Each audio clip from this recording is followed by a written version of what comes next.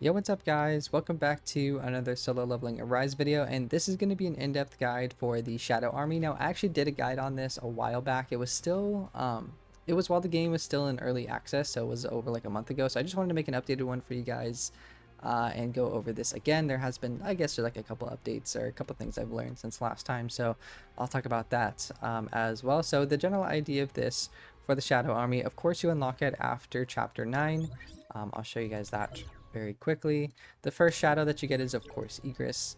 If I go back to, well, let me go to normal, I guess. Normal, that would be, yeah, chapter 9. So you defeat Egress, and then chapter 9 is like just finishing out the quest. Then at that point, you unlock your Shadow Army. And in terms of the order that you'd probably want to do it in, at least how I did it, and it's up to your guys' preference, but I did Egress, then I did Tank, then I did Blades, and then I did Iron last. And of course, that's personal preference. There's a couple reasons why I went Tank second.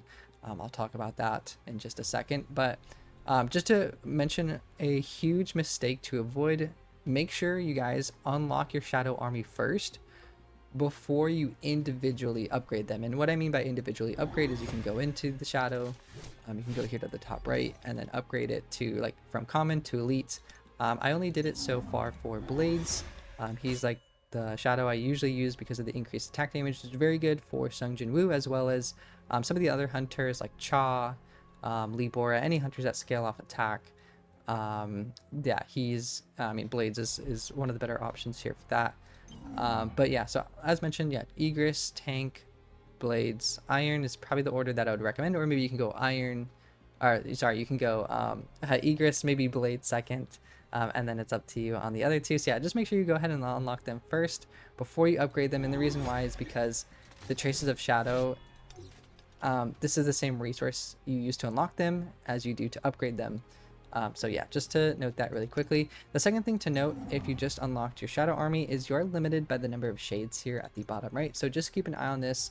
You do get shades pretty easily though, just from like doing gates or the story mode. So you don't have to worry about this too much later on, but just when you first start with your Shadow Army, you do have to think about that. When I was back in early access and I was just summoning my shadows all the time, I actually ran out of shades and I didn't know what was happening. I was like, hey, I can't summon my Shadow Army. So I just didn't know about this when I first started in the early access. But yeah, so just please keep a note of that. It's also important to upgrade your Shadow Army, and you do this with Shadow Energy, which again you just get from like doing gates and stuff like that.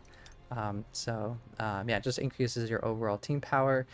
And I think the last thing to mention is just their individual skills here.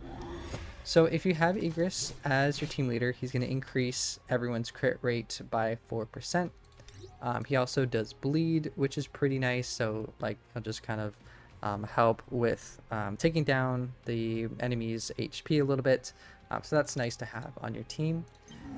The reason why I went Tank second here is because I really like his stun. So he does stun the enemy and bosses as well, immobilizes them for about 1 second, which just can help you do a lot of damage or catch up or dodge or whatever you need to do in that 1 second, which can kind of help you throughout the battle. So I actually liked this CC, in other words, crowd control. If you guys are familiar with like other games, but anyways, yeah. So I like the CC here with the stun. That just helps me out personally. So I went Tank second because of that, but you can also go Blade second if you want. He just does a lot of increased damage. He doesn't really do any special effects, but his special effect is basically just, hey, we're going to do a lot of damage here, so that is going to increase attack by 100% for 10 seconds, so that's pretty nice to have for Blades.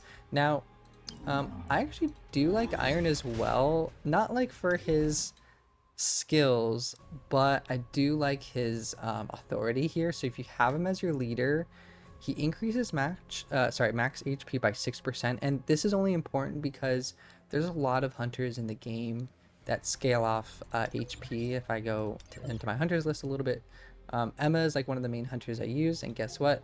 She scales off HP. I think same for Seo here. So a lot of hunters that scale off HP, so you just want to keep an eye on that. So if you're doing like an encore mission or like a side quest or something like, or not side quest, but like a side story mission, having Iron as your leader, if you're using HP based hunters, it actually does make a difference. So that's the only reason why I like Iron. Just he has a very specific use case, but you can sometimes put him as your leader depending on these hunters that you're using. So yeah, just keep a note of that as well.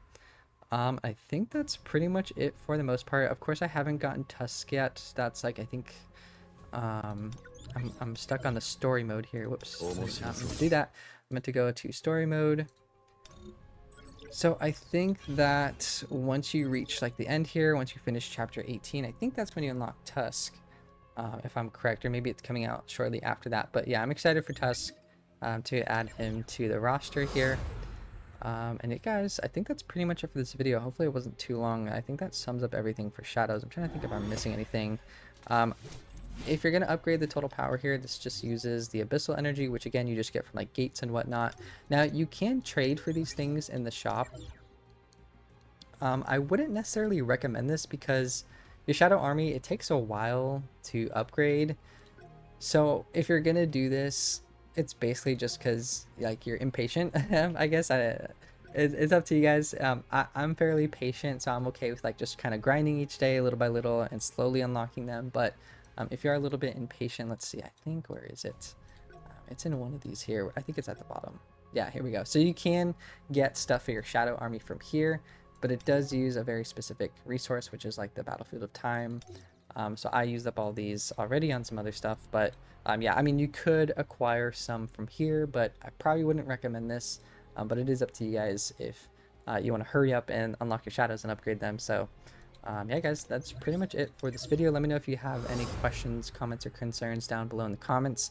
I'll also link our community Discord just in case you want to join there. Just have a small community going for any like questions, interactions throughout the game. And there's some big updates I'm excited about, like the guild element, some of the new content that's coming out. So I'll be going over that and making some videos for that as well. So feel free to drop a subscribe if you want. Appreciate all the love and support, and I'll catch you guys next time. Peace.